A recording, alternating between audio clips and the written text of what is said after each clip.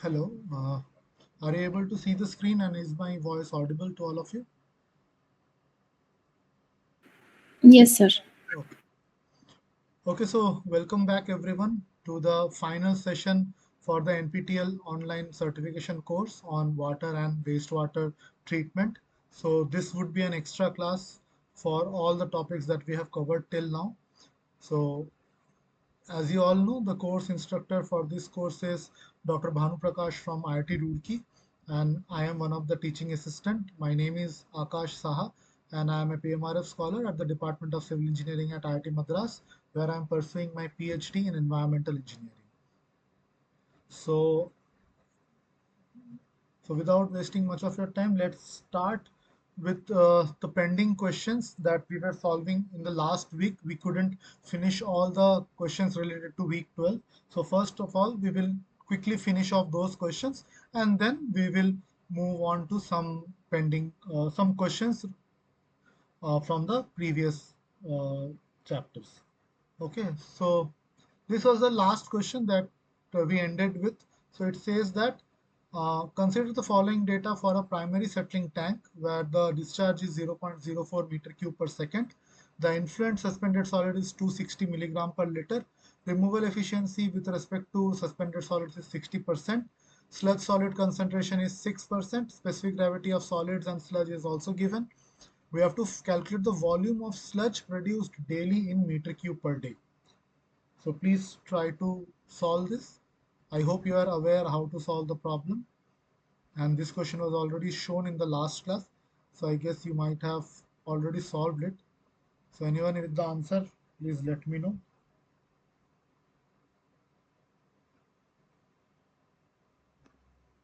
So we have solved similar problems like this, where the suspended solid concentration is given, and then based on the removal efficiency, we calculate how much solids will be there after the treatment, and then how much sludge will be produced if the specific gravity and the sludge solids concentration are given.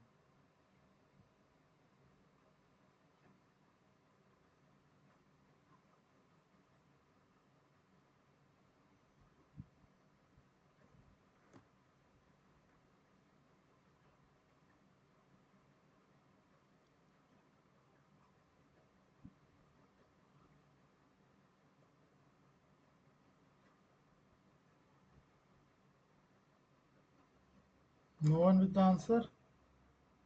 Okay, let us quickly revise how to solve this kind of problem. Okay, so the discharge is given as 0.04 meter cube per second. So for uniformity in the units, we will convert into meter cube per day. So it will be 3456 meter cube per day. Okay, and the influent suspended solids that is coming is 260 milligram per liter, or we can say 260 gram per meter cube. Both are the same. Okay, so how much of suspended solids are there in kilogram per day? We will simply multiply the discharge into the SS concentration. Okay, so it will be 3456 meter cube per day into 260 gram per meter cube. Okay, so it will be around 898.56 kg per day. Okay, converting gram into kg, it will be 898.56 kg per day. So now we know the removal efficiency of the primary settling tank is 60%, right? So how much of mass of solids removed in the primary sedimented settling tank? 8.5. Yeah, approximately it is correct. Yeah, I'm getting somewhere around 8.64. So yeah, I think it is fine. So zero point 0.6 of 898.56, that is 539.136 kg per day. So this much of mass of solids we are getting in the primary sedimentation tank or primary settling tank. Okay, so now they are saying that if we have the sludge, so out in the sludge 6% is my solids. Okay, and rest 100 minus 6, 94% will be water. Okay, so this is the information given. So how much sludge will be produced with 539.136 kg of solids? So how much sludge will be produced? It will be nothing but 100 by 6, because 6%. So 100 by 6 into 539.136. So this will be around 8985.6 kg of sludge per day. Per day. Okay, this much amount of sludge per day will be there. So this is the mass. Yeah, 8.65. So this is the mass. So the volume of sludge produced per day will be nothing but 8985.6 divided by the density. The density is 1039 kg per meter cube. So this is roughly 8.64 meter cube per day. So this is the final answer. Okay. So we have to divide by the density of the sludge. Density of sludge. Also, one of the doubts that was raised in the previous class, well, regarding a question in the previous class, someone has mailed me. So they told that in one of the problems, we divided the mass of the sludge, suppose some, I don't remember exactly the value, maybe some 3000 kg per day we were getting, and we divided it with 1000 meter kg per meter cube. Okay, to get the volume. So he was asking like why we used 1000. Okay, because 1000 is generally the density of water. Why we divided with the density of water? So the reason was in the question the density of sludge was not given. So that's why for approximate value we generally divided with the density of water, because the sludge from the settling tanks and all will have largely water only. Okay, if the solids concentration is around 4 to 6% or maybe up to 8%, we can just approximate the density to be around 100. Okay, because it will be in the range of 1000 as 100 as 1000, not 100, as 1000, because it will vary from 1000 to 1050, because here also you can see the value is 1039. Okay, so such type of approximations can be made, but only if the value of density is not given in the question. If it is given in the question, then use that value itself. Okay, so this is one thing I wanted to clarify. I hope this is clear to all of you. Okay, let's move on to the next problem.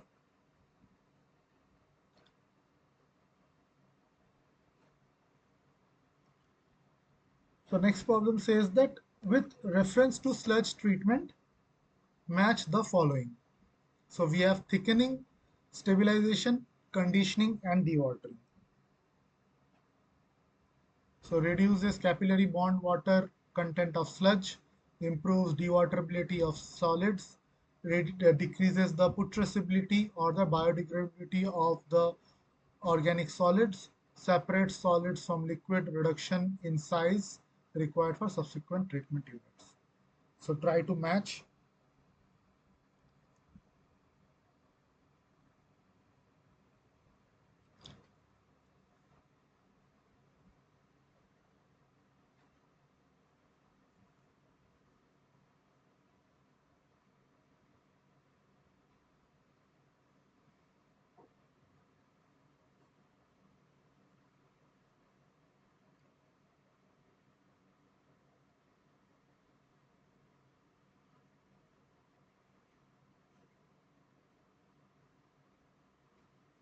Option C.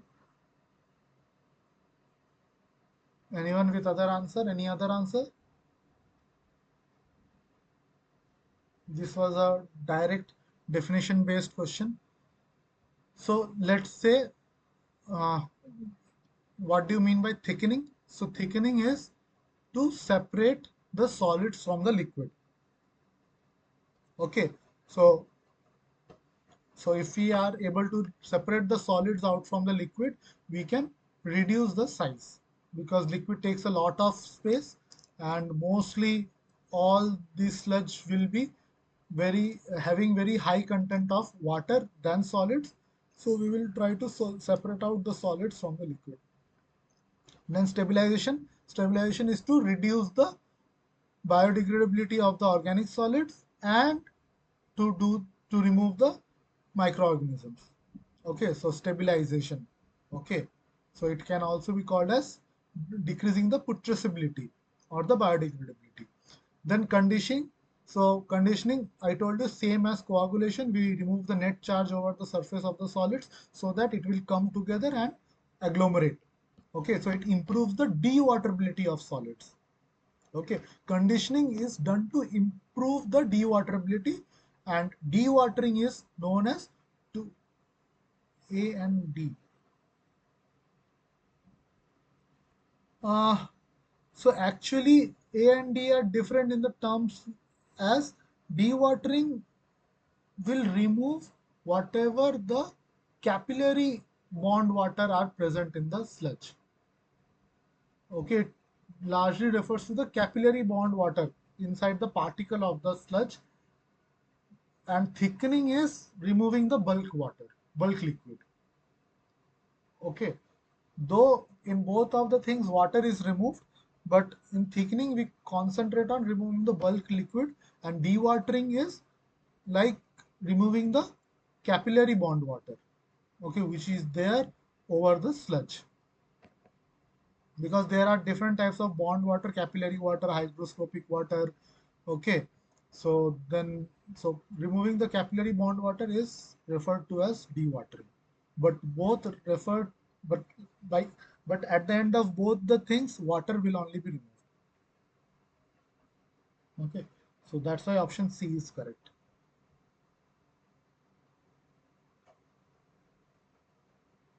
Next, select the correct statements regarding methanogens. They are very slow growing. They are sensitive to oxygen and toxins, I think it should be. They can grow easily if the pH is lower than 6. They can survive at very high temperatures.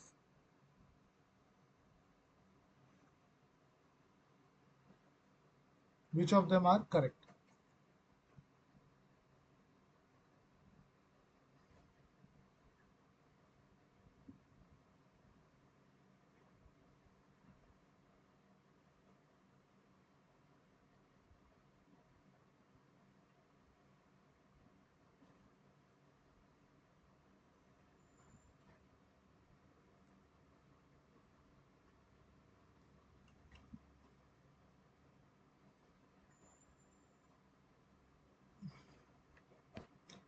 So in the last class, we were discussing about methanogens, which take part in the methanogenic activities, like converting the acetates to methane and carbon dioxide.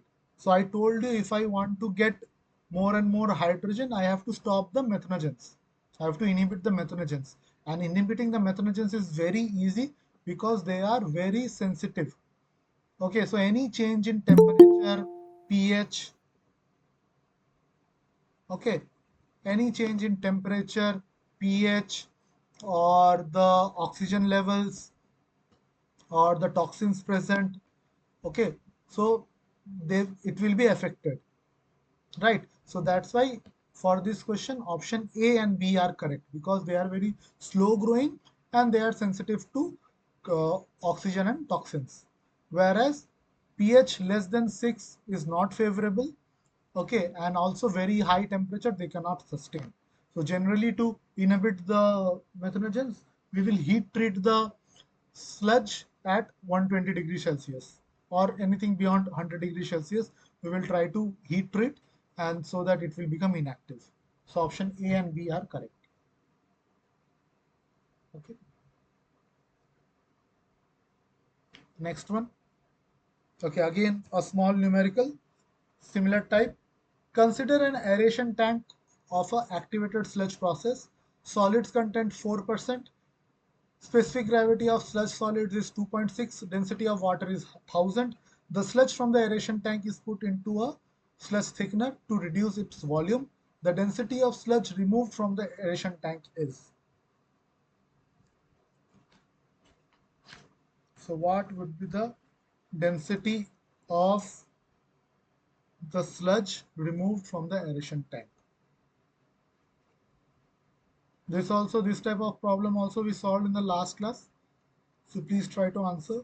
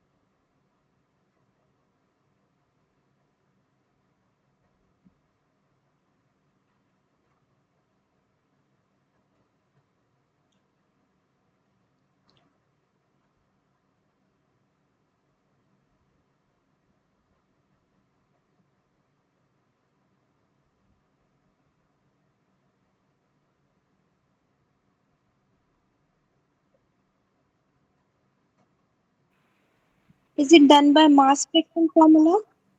Sorry, Mass fraction formula? mass fraction. Yeah, you can use the simple like volume, okay, because the total volume of water plus total volume of solids will be equal to the total volume of sludge, okay, and then volume is nothing but mass by density. So from that we can calculate the density.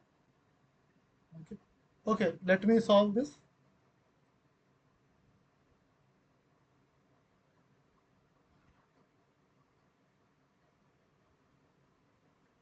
So in the last class also I told you we know that the total sludge volume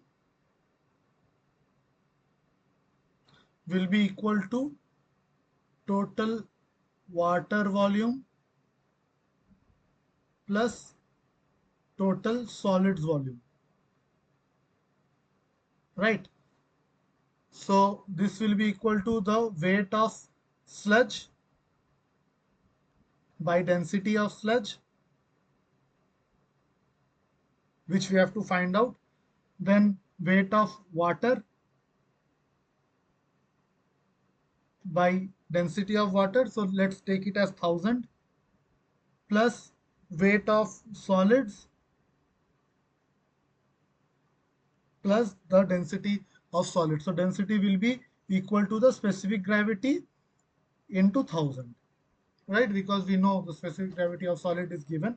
Now weight of sludge. So weight of sludge is not given in the problem, but it is given that 4% is solids by weight. Okay, so whenever percent wise things are given, so you can assume that the weight of sludge to be 100 because everything is in fraction. So we can assume that the weight of sludge is 100. Density of sludge you have to find out, so let it be x. Weight of water, so we are given 4% sludge, so 96% will be water, so 96 kg will be water by 1000 plus 4, because 4% is given, so 4 kg solids divided by 2.6 into 1000. Okay, so just you have to solve it. So your x will be equal to 1025 kg per meter. Okay, so here we can assume total weight of sludge is equal to 100 kg. Okay, whatever you assume, if you assume 500 kg, then the solid volume will be 4% of 500. Okay, so like 20 kg. And then 96% of 500 will be your water weight. So you can assume any value and go ahead. I hope this is clear to all of you, right? Yes, you have any doubt? Please ask. Someone has raised their hand. You can unmute yourself and ask the doubt. Sir, here weight of the sludge is we are assuming 100 kgs. Yes. Uh, in case of No, so see here, there is no weight given in the problem, right? But okay, the okay, solid content by weight is given. It is 4%. So it's like indirectly the weight of solid is given. So if the weight of solid is given, we can find out the other weights also. So we will assume any weight because everything is here in fraction. So this is one fraction, another fraction. So everything is in terms of fraction. So we can assume 100 kg of sludge, out of which 4 kg will be our solids, then rest 96%, next 96 kg will be water. So that's why that assumption is coming. Okay. Any other doubt?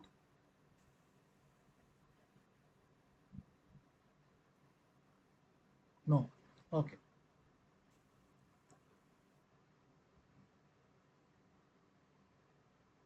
So these kind of assumptions we can only make when we are asked about the density. Okay, not in a normal usual problem.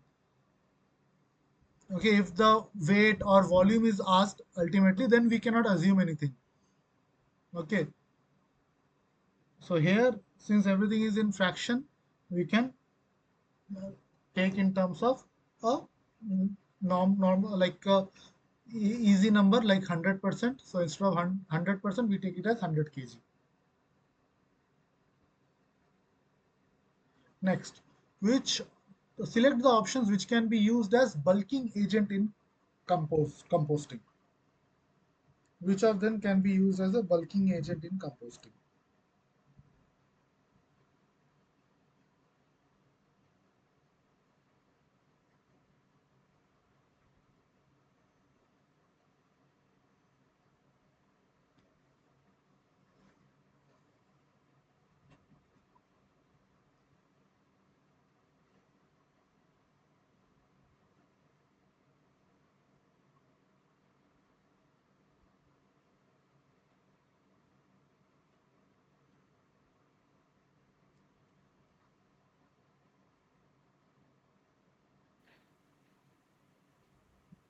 Leaves. Okay, any other thing?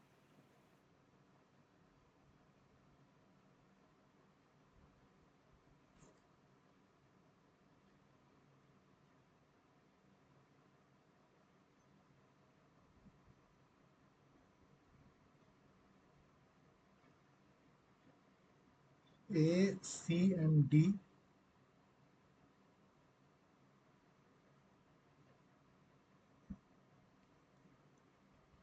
So we are getting mixed answers here.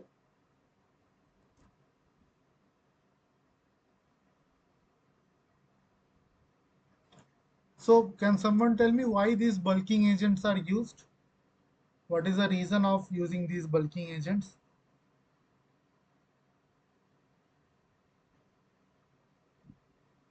during composting? Why do we need a bulking agent?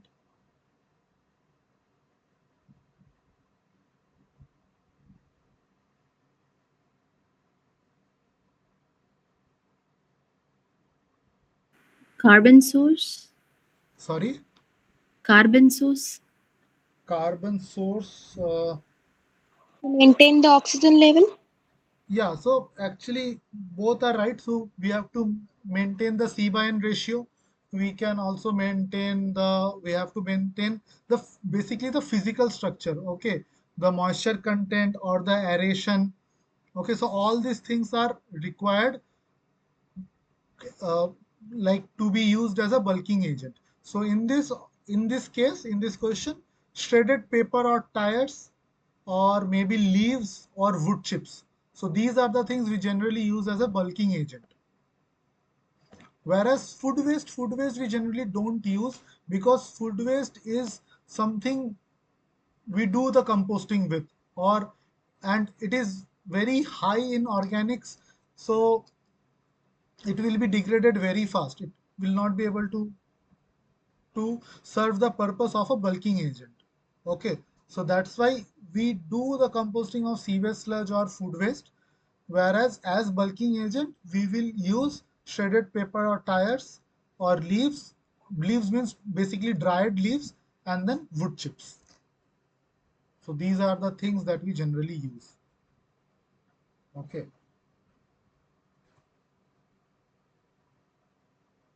Next, which of the following is likely to be not a major component of primary sludge? Inorganic sediments, dissolved organics, suspended organic matter, biomass produced at biological treatment stage.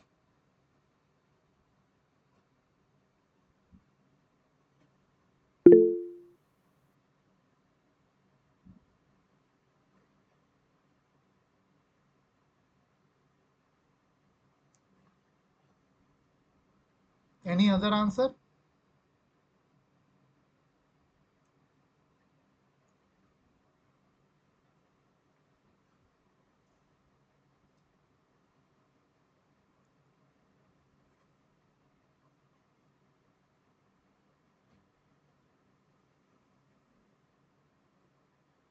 So yes, B will be a right answer, because biomass produced at biological treatment stage will not be a part of primary sludge.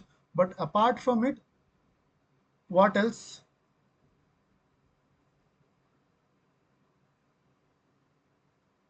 No, because see, primary sludge basically whatever can be removed easily through sedimentation, right, will be a component of my primary sludge. So mostly the inorganic sediments will be a part of my primary sludge, even the suspended organic matter. So one problem we were solving, so there we saw anything in the form of suspended form will come out in the primary sludge, whereas dissolved organics will generally pass through. Okay, dissolved organics will generally pass through and then move to the aeration tank, where by the action of biomass it will be formed as a sludge. So here dissolved organics and the biomass produced in the biological treatment stage. So that is not mentioned. So both B and D will be the correct answer. Okay. Next, match the type of sludge produced with the appropriate treatment unit. Waste activated sludge, sand and heavy solids, oils and fats. So you have to match them. A. A. So yes, A is the right answer because waste activated sludge is a part of the secondary clarifier. Sand and heavy solids are from the grit removal tanks, the coarser inorganics, and then the oil and fats we generally remove by the skimming tanks. So A is the right answer. Next, the sludge component that does not directly reach the sludge processing unit is return activated sludge, waste activated sludge, primary sludge, none of the above.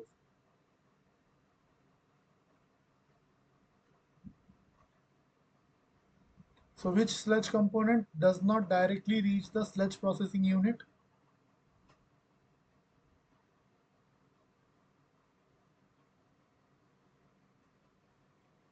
This is very direct.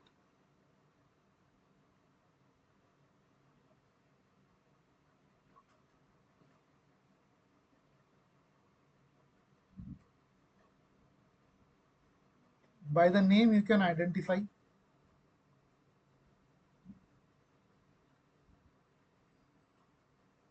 Any answer? Yes, A is the right answer because return activated sludge is that sludge which is recycled back to the which which unit it is recycled back? Can you tell me? So from the secondary sedimentation tank, return activated sludge is recycled back to the where is it recycled back? In the ASP. aeration tank. Okay, in the aeration tank. You should not say ASP in the aeration tank. And why do we recycle back the return activated sludge? What is the reason? To maintain the concentration of microorganisms. Yes, to maintain the concentration of biomass or microorganisms. Okay, because otherwise from the secondary sedimentation tank this will be lost, and we assume that the influent wastewater stream that is coming into the aeration tank does not have any microorganisms, that we assume. So to maintain a proper concentration, I hope you remember the flow chart, right? Okay, quickly I will show you the flow chart.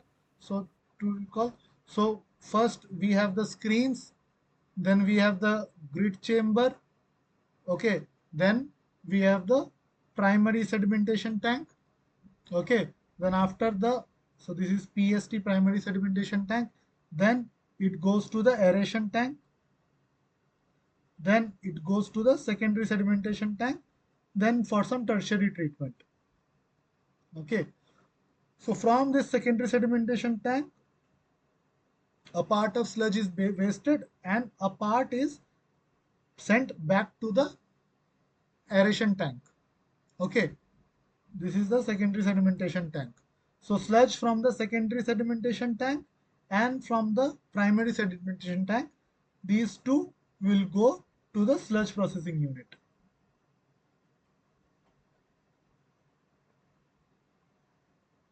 Okay, sometimes from grid chamber also it can come.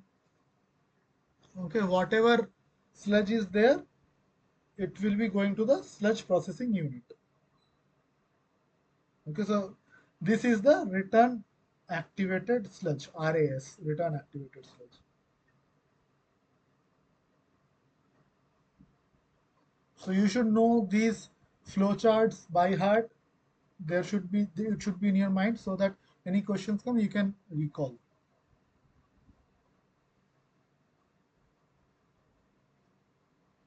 The volume reduction of sludge is typically achieved through reducing inorganic solids, reducing water content, reducing biomass, or reducing the organic matter.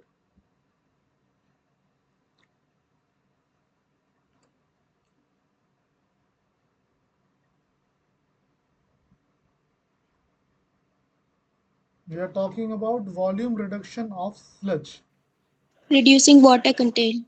Yeah, because the sludge we all know has the maximum content of water. Solids are 5 to 10%, at max 20%. Okay, but the larger portion of sludge is the water. So reducing water content from the sludge will give you the most, like the highest volume reduction.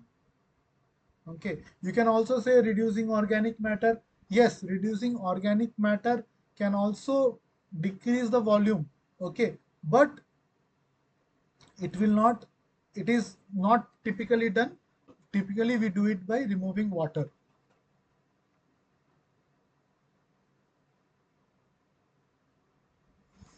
Which of the, which of the following is not an objective of sludge thickening process? Okay, not an objective of sludge thickening process. Reducing the total volume of sludge, increasing the solid content of sludge, reducing the water content of sludge, increasing the organic to inorganic matter ratio in the sludge.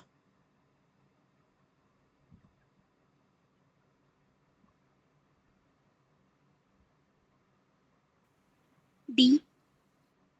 Sorry, B or D? D. Okay. Any other answer?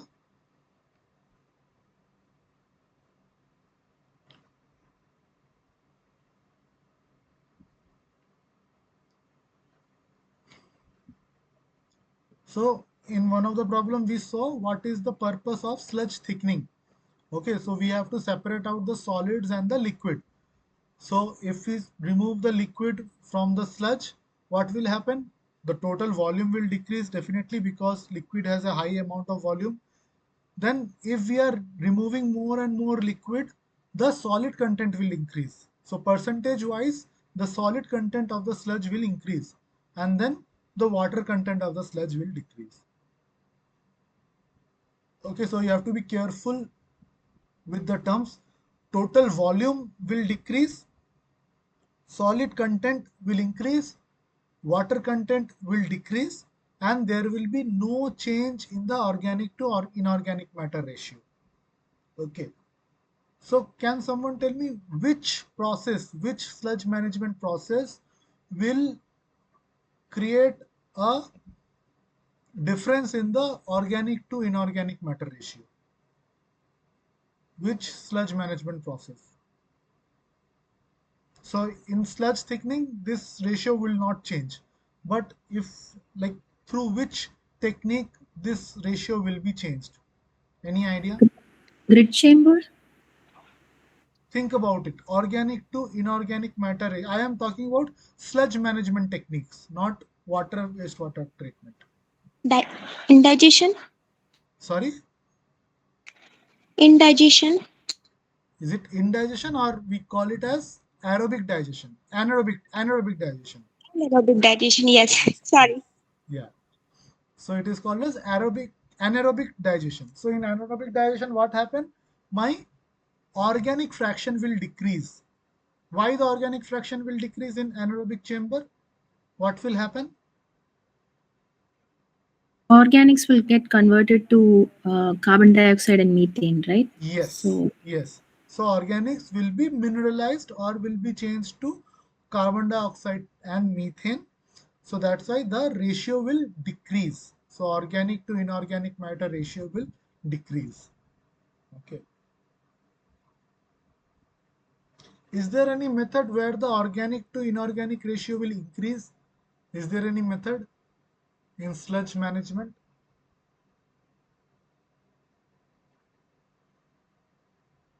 So by anaerobic digestion, the organic to inorganic ratio will decrease. Is there any treatment system where the organic to inorganic matter will increase? Do you know? Okay, I don't think so. There is any technique. I was just asking. Okay,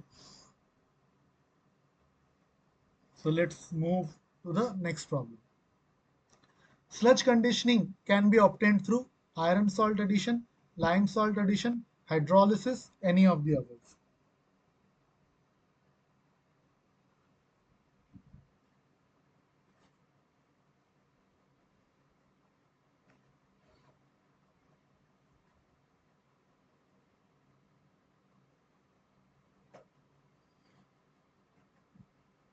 Why do we need sludge conditioning? No, sorry, how can we do sludge conditioning? Iron salt addition, lime salt addition, hydrolysis, any of the above.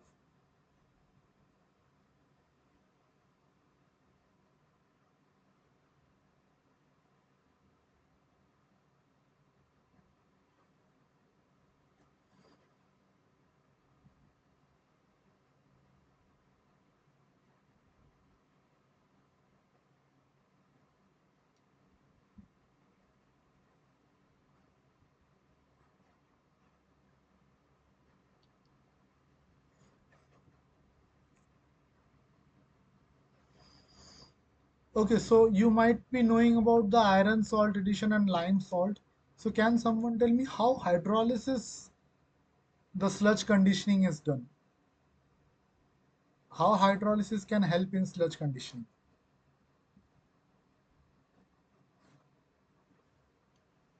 What do you mean by hydrolysis? Breakdown. Yeah, breaking down. So generally, whatever organics are there, we try to break them down into simpler forms. So if carbohydrates is there, it will be broken down into sugar or glucose. Proteins are there, it will be broken down into amino acid. Lipids are there, it will be changed into glycerols or fatty acids. Okay, so while we break them down, what will happen? The bound water will come out. So if the bound water is coming out, that means the dewaterability will increase. The dewaterability will increase. Okay. And we know that sludge conditioning nothing but increasing the dewaterability of the sludge. So that's why hydrolysis is also a method to do the sludge conditioning. Okay.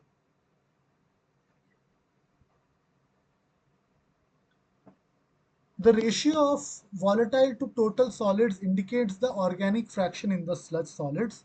The density of a specific sludge sample is typically highest in the raw form and reduces with the sludge processing stages.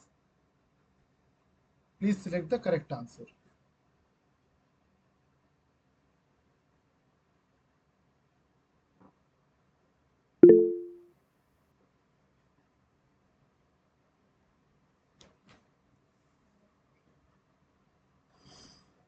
Okay, can you explain why B is false?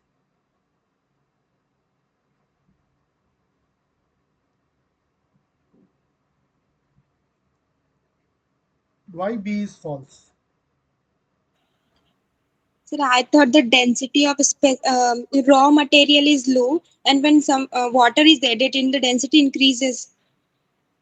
Yeah, so they are telling that the density of the sludge will be highest in the raw form and reduces with the sludge processing. So, so if we do the sludge processing, what will happen to the density? Should it increase or decrease?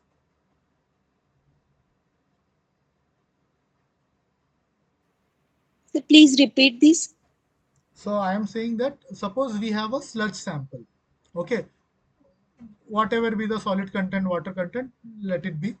And we are processing it. Like we are doing thickening, dewatering, anaerobic digestion, all those things we are doing. So what do you think will happen to the density of the sludge? Will it increase or will it decrease? Sir, I thought it will decrease because volume increases. No, but you are contradicting your own answer. You said that B is false. So B is saying the same thing, that the sludge sample density is decreasing with the sludge processing units. It is saying the same thing. Then why you are saying it as false?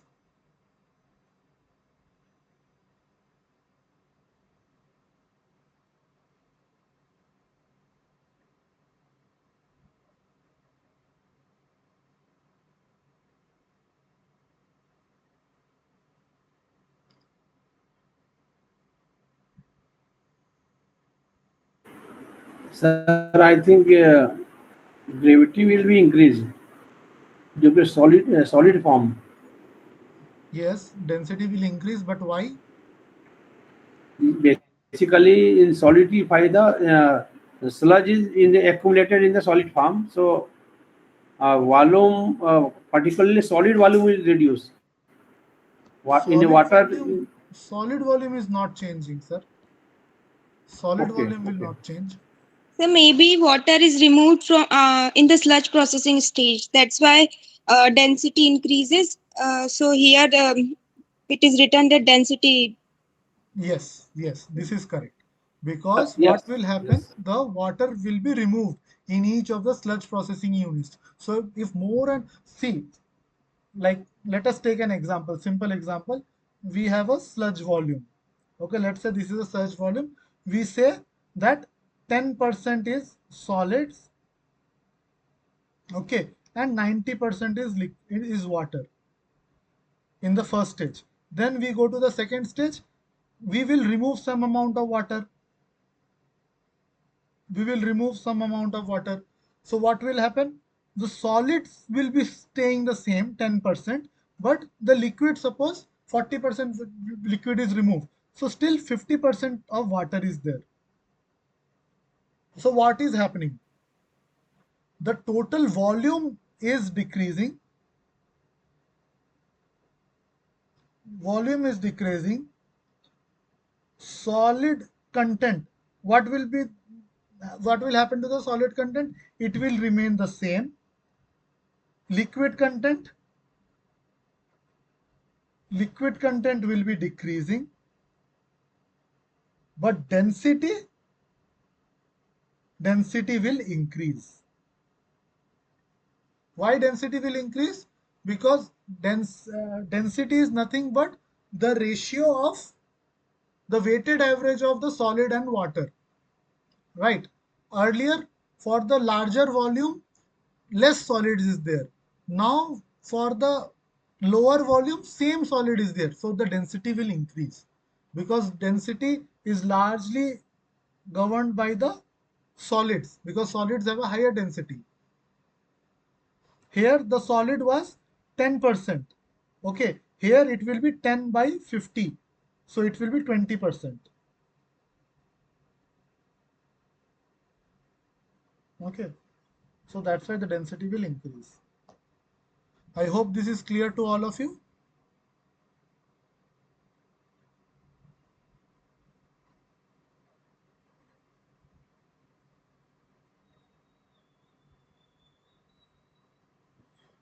Fill in the blanks with appropriate stage in the sludge handling sequence. Thickening, stabilization, then dash, hygienization, drying. What will come?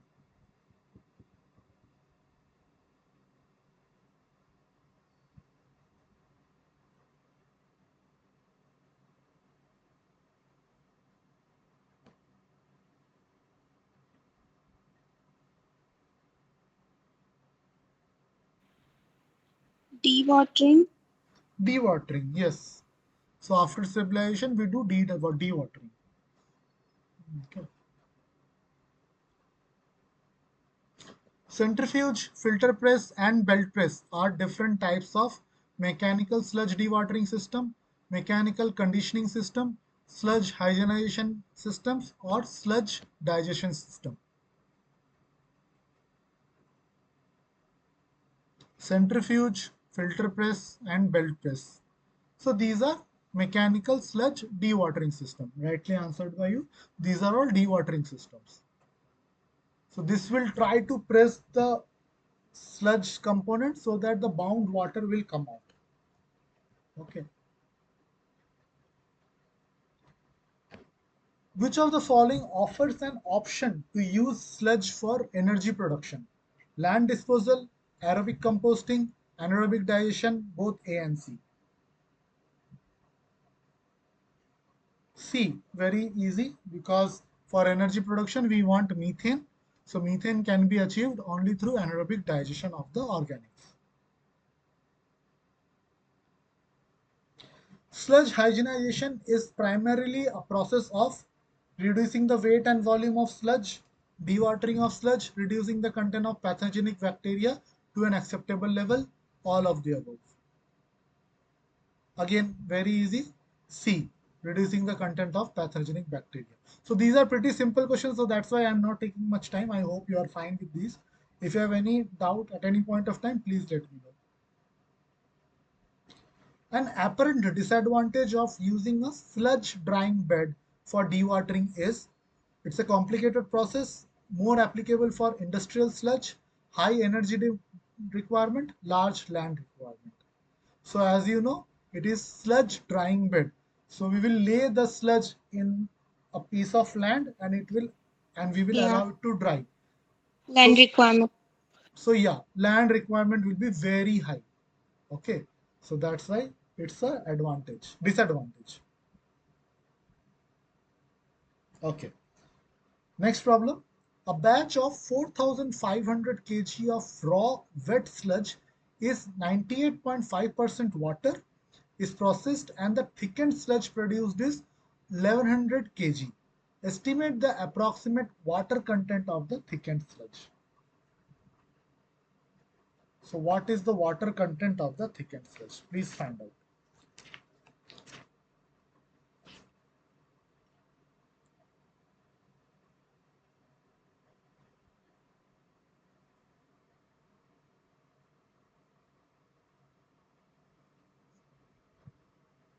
So it's an interesting question. We have solved so many these type of problems, but this is asked in a little tricky way. Okay, so you have to find out the water content in the thickened sludge, not in the raw sludge, in the thickened sludge. So please try it out, then we'll discuss.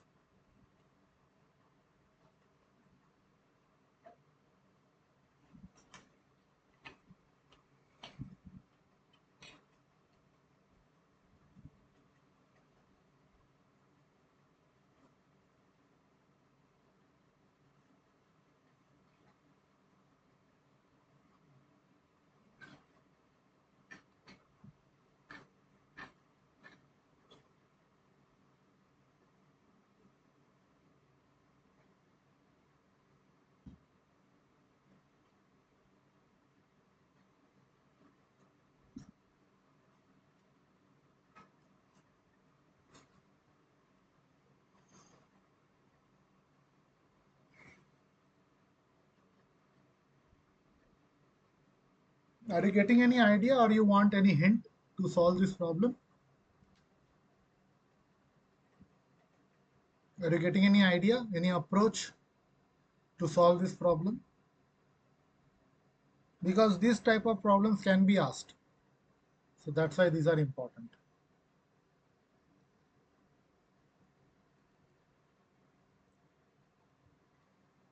Do you need any hint to solve this problem? Sure, sir. Okay, so before and after thickening, what content do you think will not change?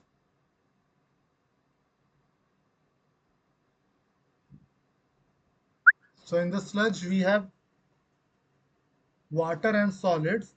So before and after thickening, what content will not change? So you have to make use of that. Weight of sludge. Water content. The solid, the solid amount will not change. Okay. Before and after thickening, the solid amount will not change. So please try to calculate the solid amount before and after, like in the sludge. What is the solid amount?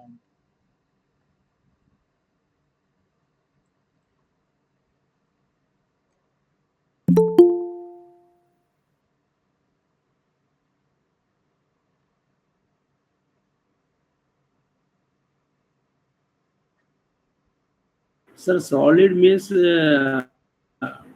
wet sludge in dry basis. Yeah, the solid content in dry basis, sludge in the dry basis.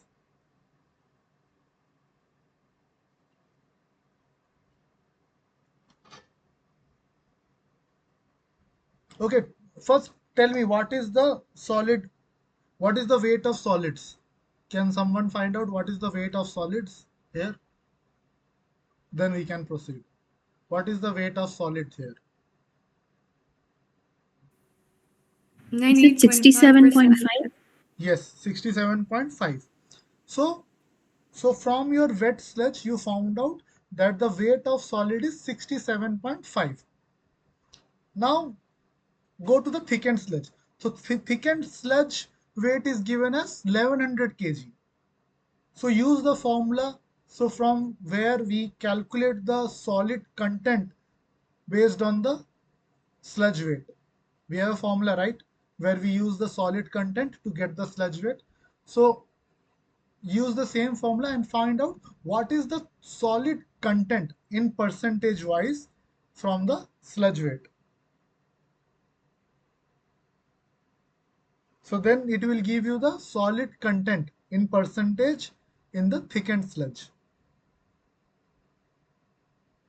Are you getting my point?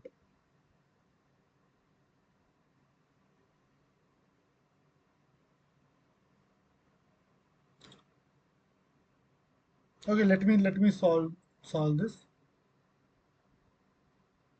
So we have a wet sludge, right? And we have a thickened sludge. Now they are saying that the 6.136, yes, perfect, 6.136. So once you get the solid content, then water content you can easily find out. Okay, so that's how you have to do. So wet sludge, they are saying that it is 4500 kg and there is 98.5% water. Okay, so what will be my solid content? So my solid content will be 100 minus 98.5, that is 1.5%. So solid mass will be 1.5% of 4500, that is 67.5 kg. Now this solid mass will be same in the thickened sludge also, because in thickening I am just removing the water, but solid mass will be same. So solid mass in the thickened sludge is 67.5 kg. Right? Now what is the weight of thickened sludge? 1100. Is 1100 kg. Right? Is 1100 kg. Now we know that weight of sludge is equal to 100 by the solid content, okay, solid percentage into the solid mass or solid weight. Okay, this is the formula that we have been using from long time. So weight of sludge is 1100 is equal to 100. This percentage we have to find out. So thickened content percent we have to find out into solid weight is 67.5. So my solid percent is equal to 6.136%. Okay, so you can see in the wet sludge, the solid percentage was 1.5, whereas in the thickened sludge, the solid content is 6.136. So that's why we say the density is increasing, because the solid percent is increasing. Okay, so once we get the solid percent, so liquid percent will be 100 minus 6.136%, that is 93.6. 93.86, or we can say 94%, roughly 94%. So that's how you have to use. You should know that solid mass will be the same in both of these, wet sludge and the thickened sludge. Okay, so this is the trick that you have to use. I hope this is clear to all of you. Any doubt? If you have any doubt, please let me know. Okay. Let's move on to the next problem.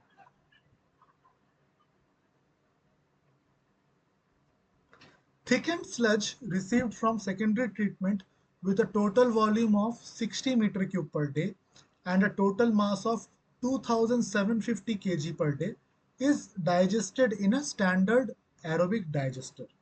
The sludge is 75% organic and 25% inorganic. 70% of the organic fraction is converted to liquid and gaseous end products after digestion. Estimate the approximate mass remaining after digestion. Very simple problem. You have to find out the mass after digestion. Please calculate and let me know.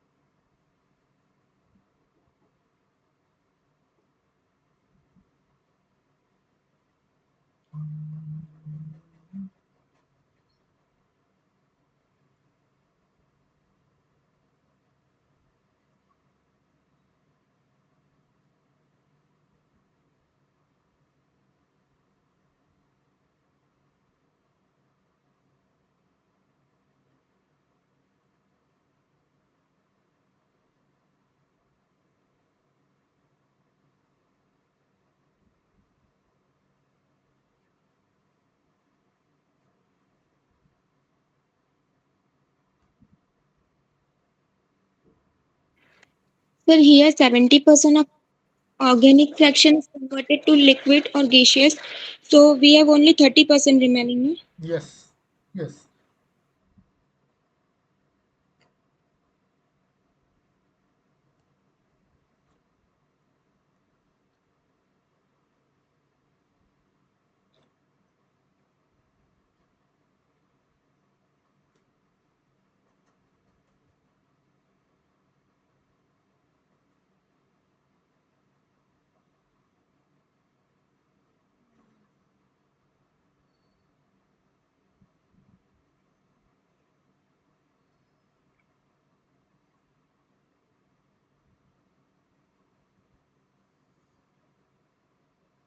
Shall we solve? So 31. 1306.25. Yes, exactly. Correct. Yeah. So we have a sludge of 2750 kg per day. This is the mass per day given. So now before digestion, how much are inorganic we have? So inorganic is 25%. So 25 by 100 into 2750. So that is 687.5 kg per day. And what is the organic? Organic will be 75 by 100 into 2750. Let's say some value. Okay. Now it is digested. So after digestion, what will be my inorganic? Will there be any change in the inorganic? No, because anaerobic digestion will not remove any inorganic. So it will remain same as this. Whereas organic will change.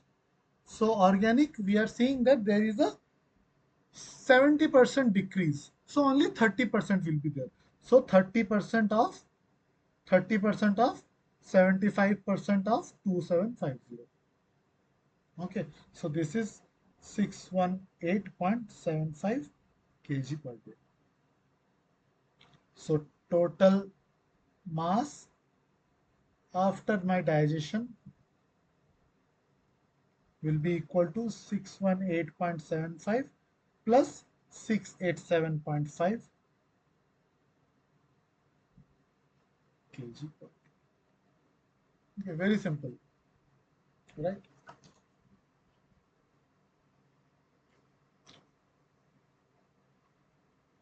So remember this value 1306.5 kg per day, because the next problem says that in question 31, if the density of the digested sludge is 1010 kg per meter cube and solid content is 5%, what is the digested sludge accumulation rate? What is the digested sludge accumulation rate? So please calculate and tell me.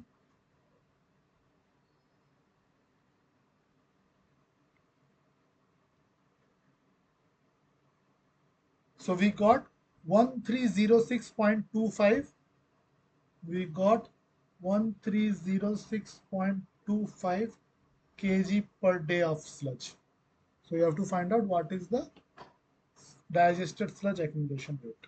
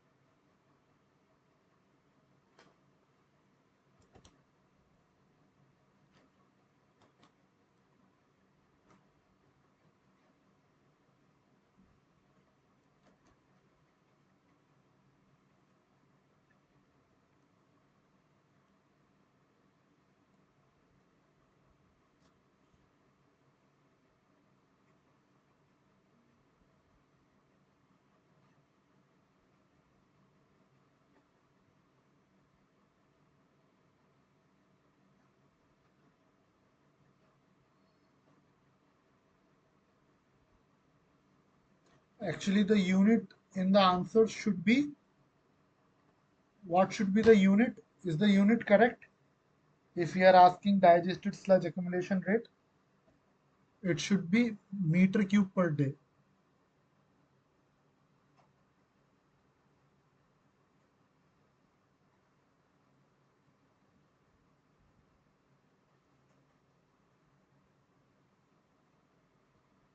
Now I think you will be able to follow.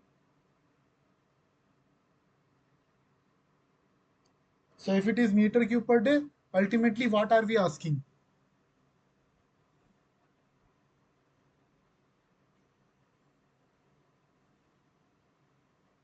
We know the mass. This is the mass per day. The answer is in meter cube per day. So what we have to find out? What we have to use? Sorry, I didn't hear you.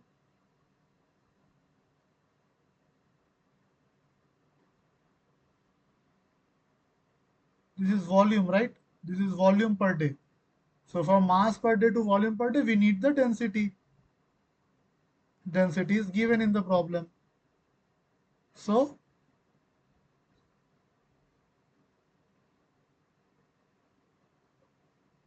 divide by the density. Is this the answer?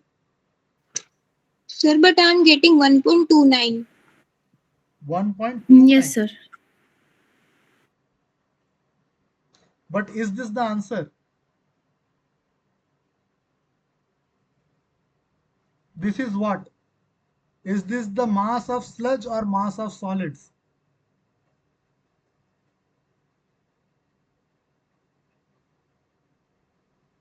In the last problem, is this the mass of sludge or mass of solids? This is for solids. And we have to find the digested sludge accumulation rate. So we have to multiply it by 0.05. That's why the solid content is given. Now are you getting the answer? Is this clear? Yes, sir. 25.86. So that is 26 meter cube per day. Okay, so always be aware of what is given and what is asked. So that's why I was trying to confuse you. So by seeing mass, you will directly divide by density to get the volume. But mass was for the solids, and in the question they are asking for sludge. So that's why you have to divide by the solid content. Then only you will get the proper answer. Okay, I hope this is clear to all of you now. Okay. Okay, then next problem. Okay, so we have finished with all the problems related to the week 12. Now we will solve some problems which some of you asked me to look into again. So let's start with those. So this is the problem that someone requested me, like what is the pH of water at 25 degrees Celsius that contains 50 milligram per liter of hypochlorous acid? Assume equilibrium has been reached and neglect the dissociation of water. So can someone tell me how to go about this problem? Don't solve, just let me know how to solve this problem, because this is one of the problem from the lectures. Okay, so if you can recall, you should be able to. The equilibrium equation? Yeah, by we will K equilibrium equation. But what is the how to get the unknown now? Because hypochlorous acid concentration is given. Okay, we have to find out the pH, and we know, so hypochlorous equation is like HOCl will dissociate to H plus OCl minus, right? So pH we have to find out. So this is an unknown, and this is also an unknown. But we have only one equation, that is Ka is H plus OCl minus divided by HOCl. Okay. So we have two unknowns here. Both of these are unknowns. Let's say Ka is 10 raised to minus 7.5 because pKa is 7.5. Okay, so this is also this is known, this is known, but these two are unknowns. So how will you solve this?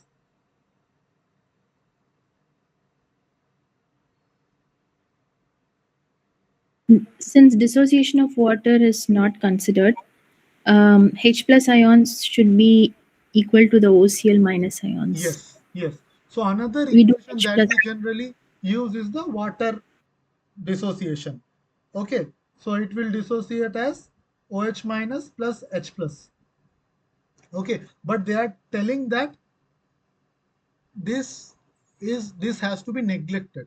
So when this has to be neglected, then HOCl will form equal.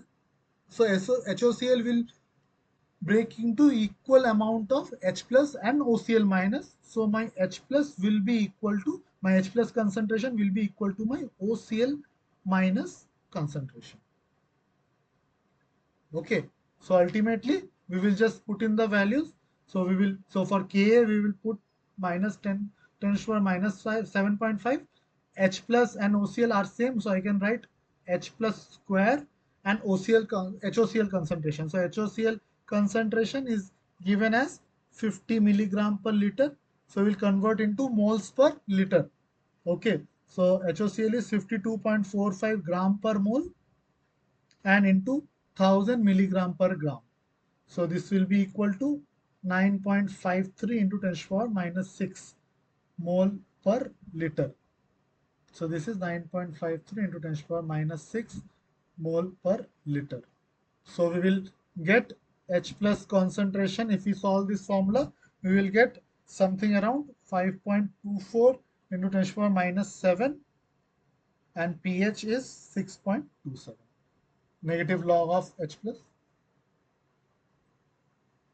So this is the way you have to solve this. Okay.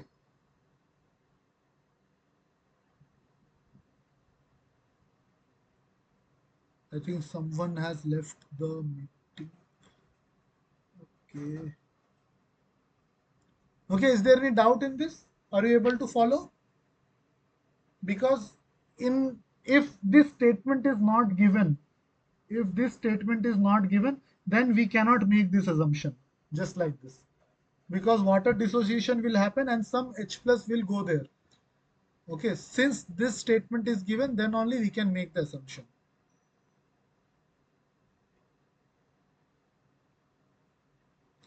What about the next part? How to solve the next part? Also, if pH of the solution is adjusted to 7, what would be the OCl minus concentration? So now can someone tell me?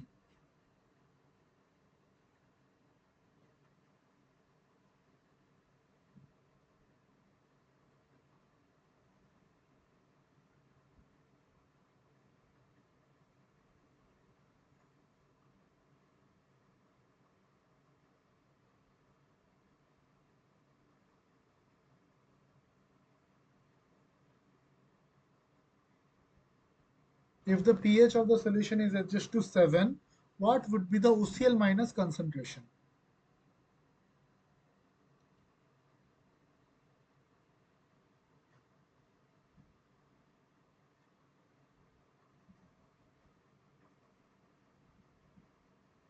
Can someone tell me how to solve this?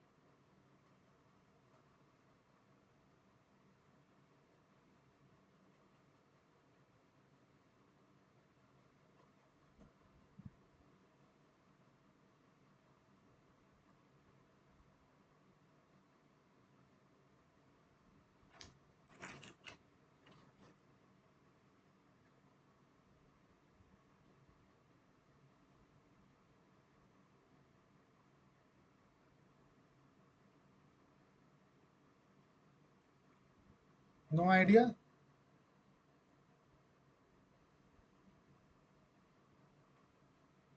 So we know that this is the equation, right?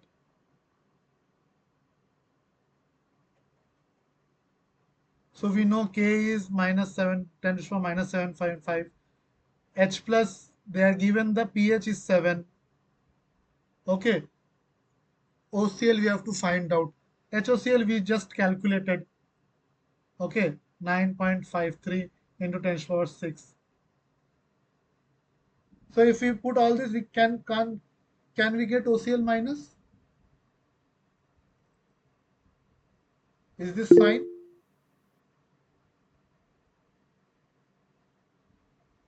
How did you calculate OCL minus like this?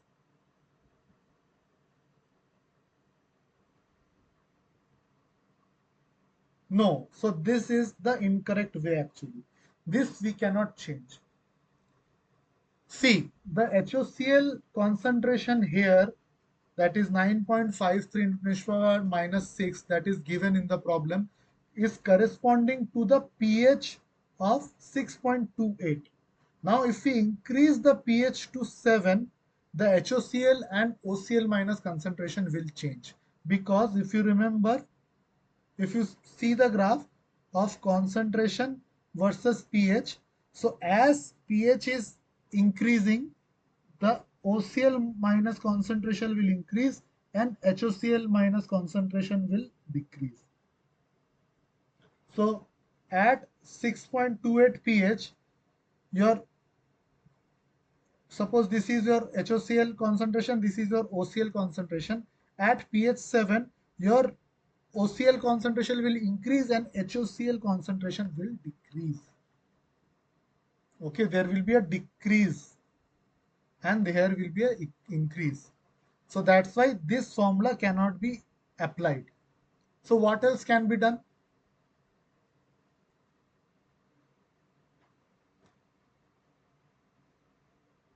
What else can be done?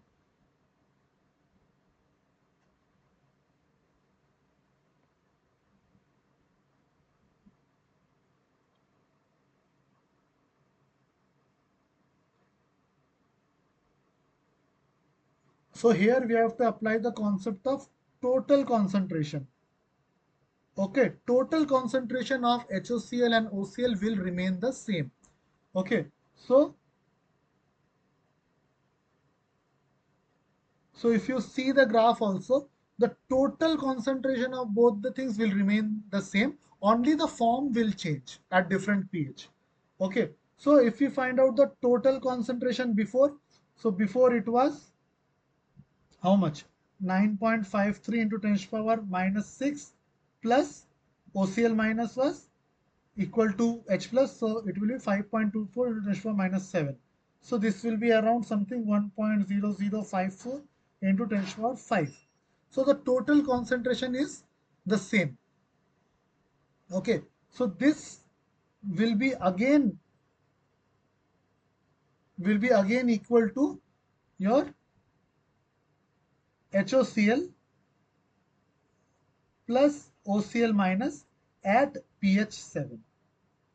At pH 7. Okay, so how you have to do it? So at pH 7, I will just write it somewhere else.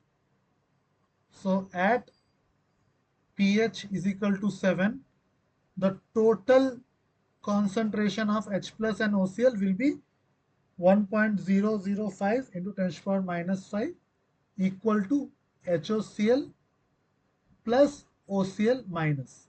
So we can write OCl minus is equal to 1.0054 into 10 to the power 5 minus HOCl. Or we can also write HOCl minus is equal to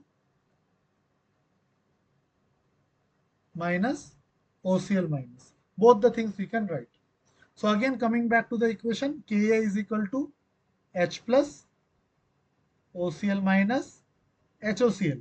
So this is the basic equation. Ka is 10 to the power minus 7.5. H plus is pH is given as 7, so H plus will be 10 to the power minus 7. OCl we have to find out, and HOCl we will put as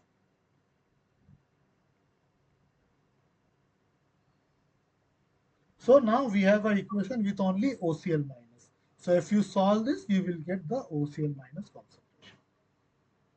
So this is how you have to solve. You cannot directly put the value of HOCl from the last equation because that was corresponding to a pH of 6.28 or what? 6.28. But now the pH has changed. So your concentration of HOCl and OCl will also change. Are you getting my point? Is this clear? Okay, so this thing you have to be careful of in these type of problems.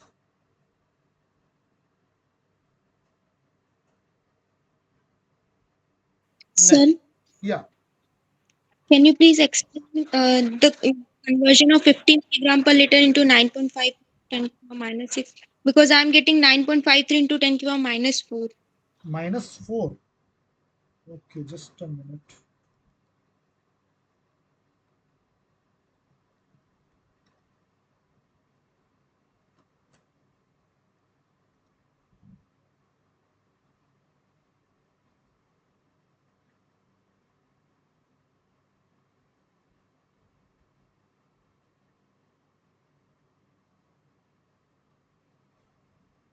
Okay, I think the concentration is 50 milligram per liter or 0.05.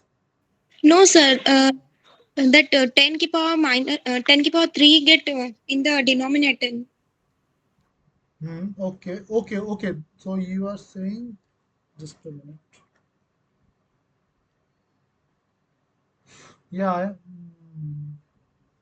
yeah. Okay. I am also, yeah, maybe the calculation error is there. Yeah, it is coming as 10 to the minus 4 only. Okay, then proceed with 10 to the minus 4, that calculation only. Okay, maybe some mistake in calculation. But anyway, Okay. I hope you understood the concept, right? Yes, sir. Yes. Okay, maybe there is some calculation error. Okay, I made a mistake here. It should be by, okay, it is in the denominator. Okay, anyway,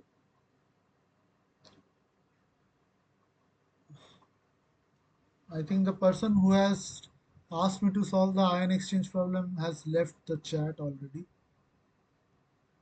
Are you aware of any ion exchange problem like this? Do you want me to solve any ion exchange related problem? Yes, sir. Please. Okay, so this is a typical ion exchange problem. So it says that when nitrate ion removal is the primary treatment objective, what is the maximum volume of water that can be processed per liter of type 1 strong base anion exchange resin if the resin capacity is 1.3 equivalents per liter and the K value is of nitrate over chloride is 4. Okay, and the characteristics is given. Cation and anion characteristics are given. Okay, just go through the problem once again, read it once again, and see what can be done. How can we, if you can give me any idea on how to solve this problem. So we have to find out the maximum volume of water that can be processed.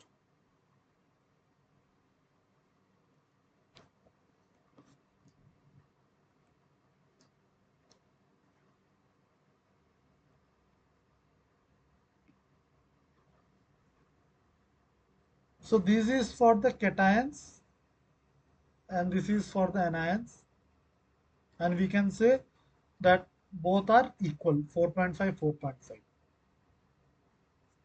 So we have to remove nitrate ion. Okay, nitrate ion is our main objective. Okay, so first what we will do, first we will calculate what is the fraction of nitrate in the system. So XNO3 minus. What is XNO3 minus? It is 1.5 by 4.5, right? So out of 1.5 in the solution is 1.5 by 4.5. So this is 0.33. So this is the fraction of nitrate in the system.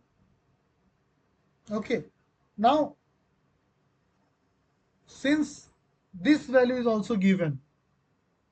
Okay, the preference of nitrate over chloride. We know one more formula. We know that XB in the resin divided by 1 minus XB plus in the resin will be equal to K of B plus over A plus is equal to XB in the solution divided by 1 minus XB in the solution. So this is the equation that we know. Okay, regarding the distribution coefficient. So from here we can also write x NO3 in the solution divided by 1 minus x NO3 in the solution is equal to coefficient of nitrate over chloride is equal to x NO3. Okay, these are the resin ones. X NO3 in the solution divided by 1 minus x NO3 in the solution. So if you solve this, so this will be equal to K value is given as 4, X NO3 is 0.33 and 1 minus 0.33 is 0.67. Okay, so this will be, so this equation if you solve, you will get X NO3 in the resin is 0.66. So that means 66% of exchange sites are utilized.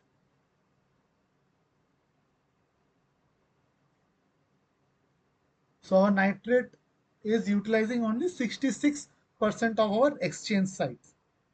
Now the total resin capacity is given 1.3 equivalent per liter. Okay, so the limiting operating capacity is nothing but 1.3 into 0.66. So this is equal to 0.6886 equivalent per liter. So this much equivalent per liter can be removed. So the volume of treated water will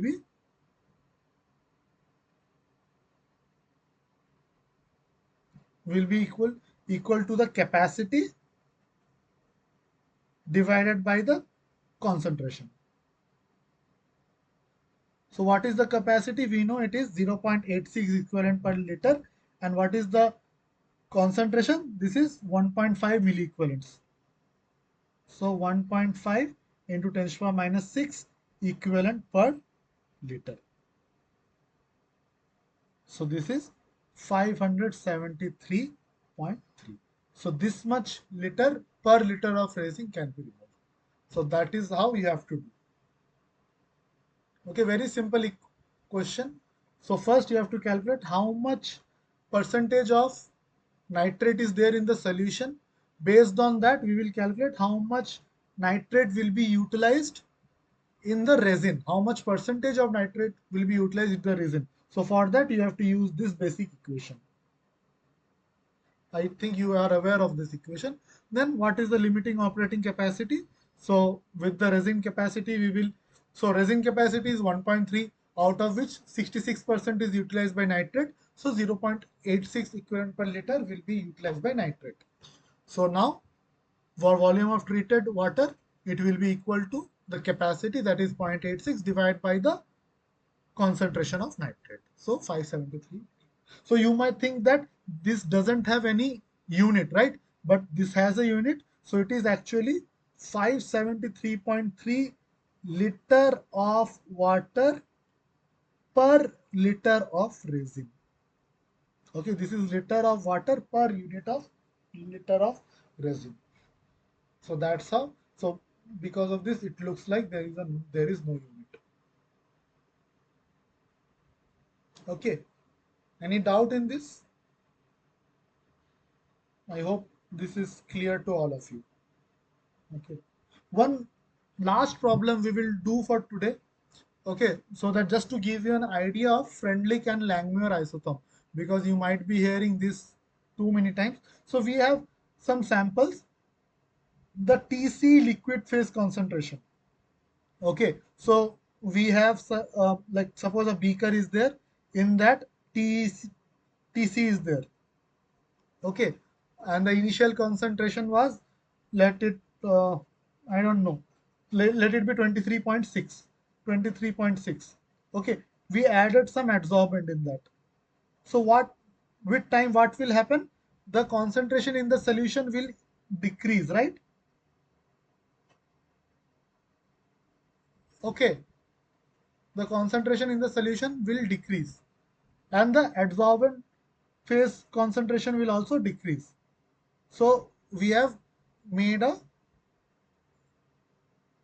table of that. We, with time, we have seen how much concentration is there in the solution and how much phase adsorbent phase concentration is there. So we made a table out of it. Now we have to fit the Freundlich and Langmuir isotherm and to get the isotherm parameters. So what are the isotherm parameters? Do you know for Freundlich and Langmuir? What is the Langmuir equation? Anyone has any idea what is the Langmuir equation? You might have heard this term, right? Langmuir isotherm, Freundlich isotherm. What is the Langmuir isotherm equation?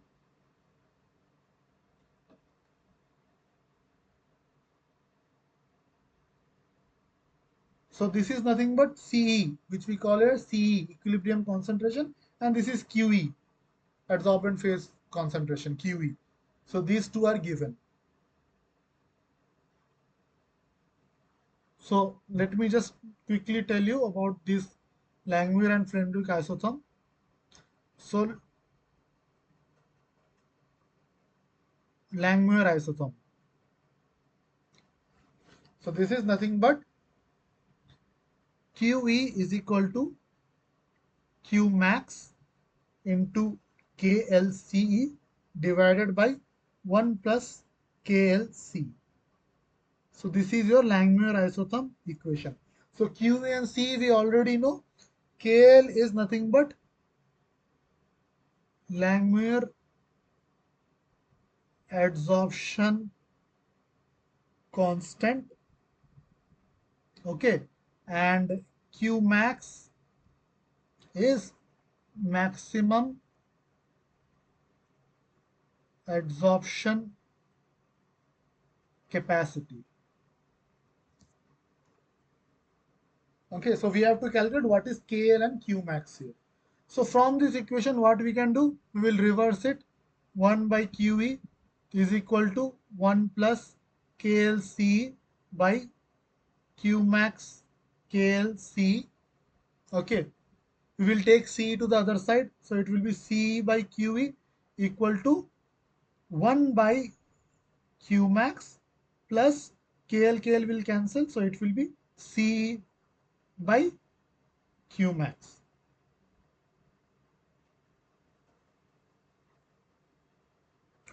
And so this will be the equation.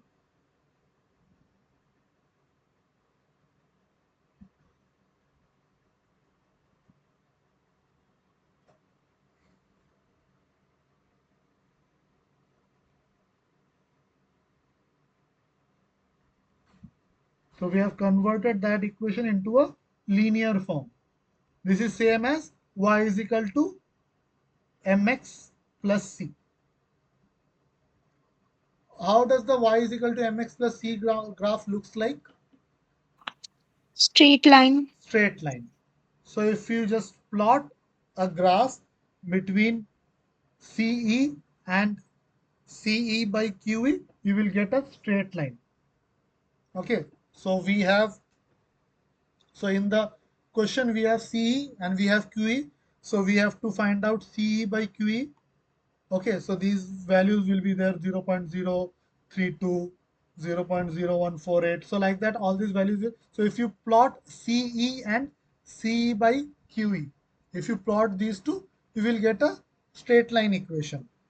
Okay, so by Excel, you can find out the equation to be 0.00127x plus 0.0033. So this is my M, this is my C.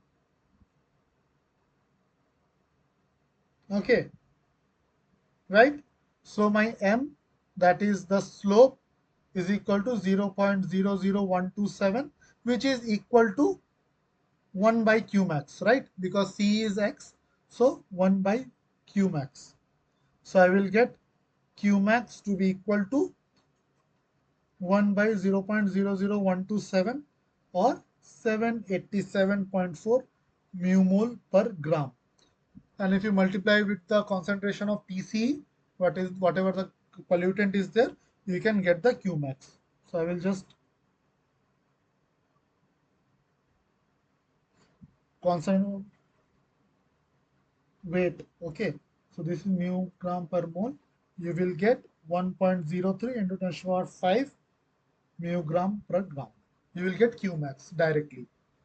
And then the intercept, that is C, is equal to 0.0033 is equal to nothing but 1 by KL QM.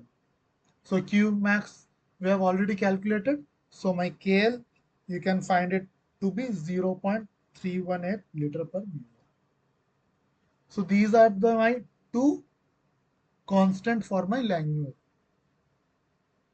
Okay, similarly for Freundlich, what is the equation? Freundlich equation is QE is equal to KF C to the power n, right? So this is the only unknown. KF is the unknown and 1 by n is, so these two unknown we have to calculate. So how we will calculate? First we will take log on both sides. So it will be log of QE is equal to log of KF plus 1 by n log of C. So again it is y is equal to mx plus c. Again same. So you plot a graph between log CE and log QE. Log QE. You will again get a straight line. Okay, so my slope m will be equal to 1 by n. Okay, whatever the slope we will be getting, and intercept will be log kf. So you can find out kf and m from this. So just to give an idea like how to calculate the adsorption parameter, isotherm parameters from the Freundlich and Langmuir isotherms. So this might not be directly applicable for your exam, but for your knowledge, like how to get these things. Right? I hope this is clear. Even if it is not so clear, don't worry because this is just for your information, like how we practically solve for these things. Okay. Okay. The last question for today, then we will wrap up. So this is very simple regarding the adsorption. A 620 liter per day of wastewater sample containing chromium was treated with 2.5 gram per liter of activated carbon, which resulted in the removal of 82% of contaminant after 3 hours of contact time, leading to a final concentration of 1.5 milligram per liter. Based on the information, what is the solid phase concentration of chromium on the activated carbon? What is the solid phase concentration?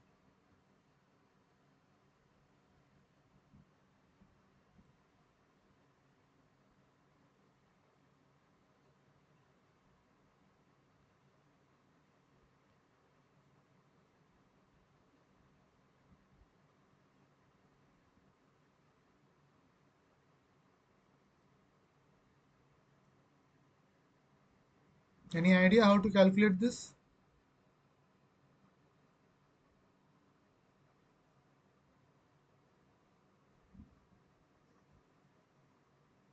So we have chromium in a beaker. Okay, we added chromium. So initial concentration we don't know, but final concentration is given as how much? 1.5 milligram per liter. Okay, and the efficiency of removal is 82%. So from here we can calculate the C naught initial concentration. So what will be my initial concentration? It will be 1.5 milligram per liter divided by 1 minus 0.82. So some value. Okay, we will get C naught. I think it is. Let's calculate.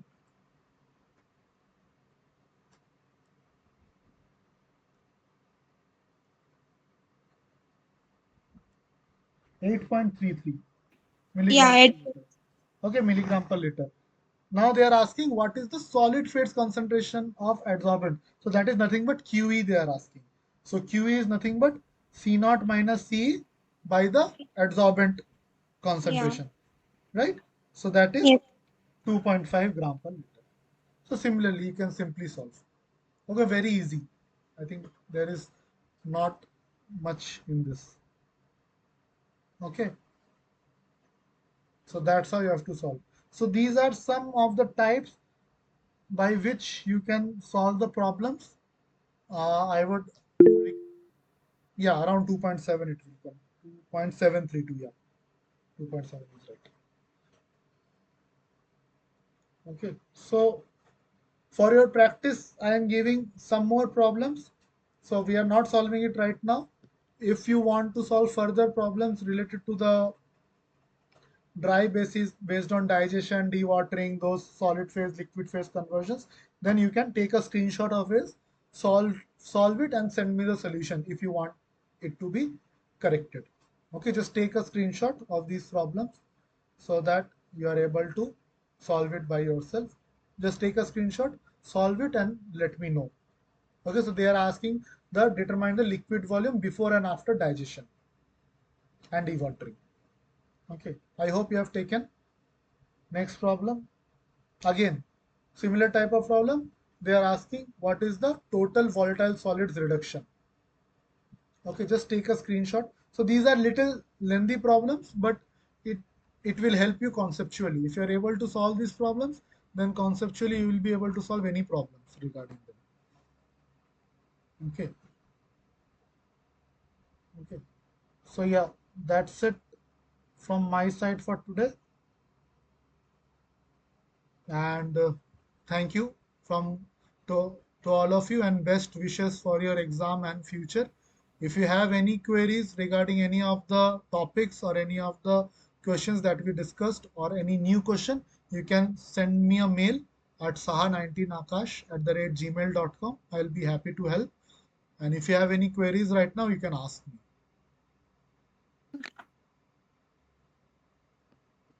Yeah, you are saying something?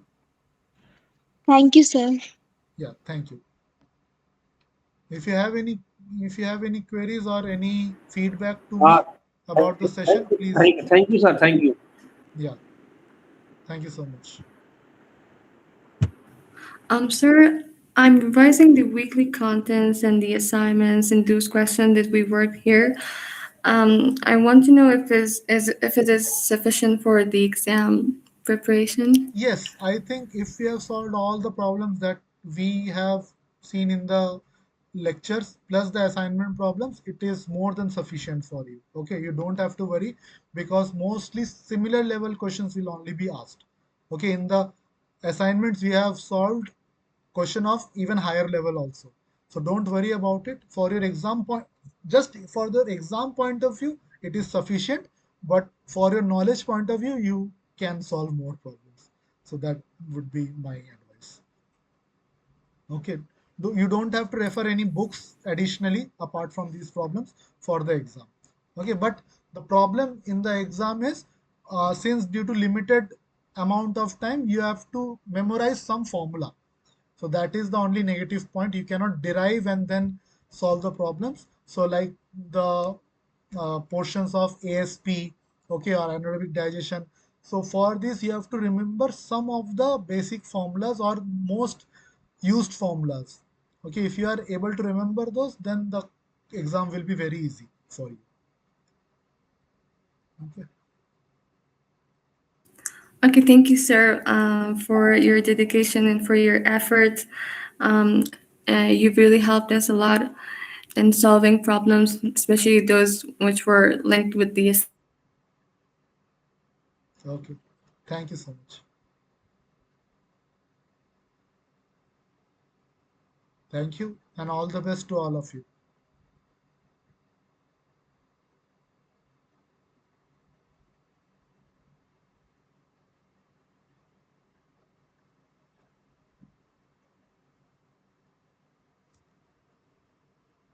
Hello, I'm not able to hear you. I think, are you saying something?